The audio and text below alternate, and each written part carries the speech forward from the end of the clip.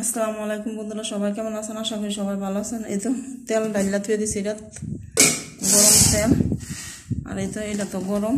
এখন এই তো আলু ভাজি মুরগি ভাজি হইয়া গেছে, আর এখানে ভাতরা হইয়া গেছে, আর এই তো আমার সাদা ভাত হইয়া গেছে আলহামদুলিল্লাহ।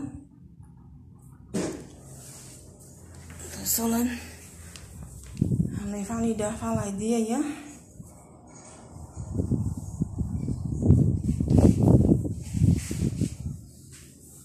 পানিটা ফালাই দিয়ে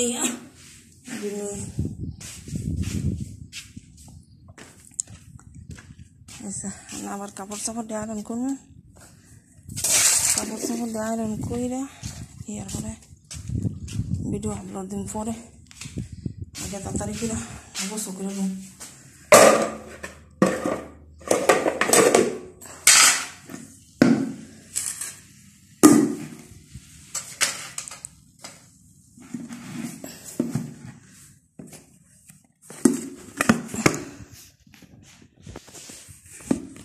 একটা গরম লাগতেছে, যা বলার মতন না। ঠিক আছে, এখন কষ্ট করলেও মানে কিছু করার নেই। আবার তো কাপড় চাপড় তো রয়েছই, কাপড় চাপড় আয়রন করুন। কি একটা রোদ যে ওঠে বাঘের মতন। রোদ ভালো কয়দিন বৃষ্টি হয়েছিল, একটা পচাই লেগেছে বাড়ি করে। ঠিক আছে, দুই হাত থুয়া যায় ভাত বাড়িটা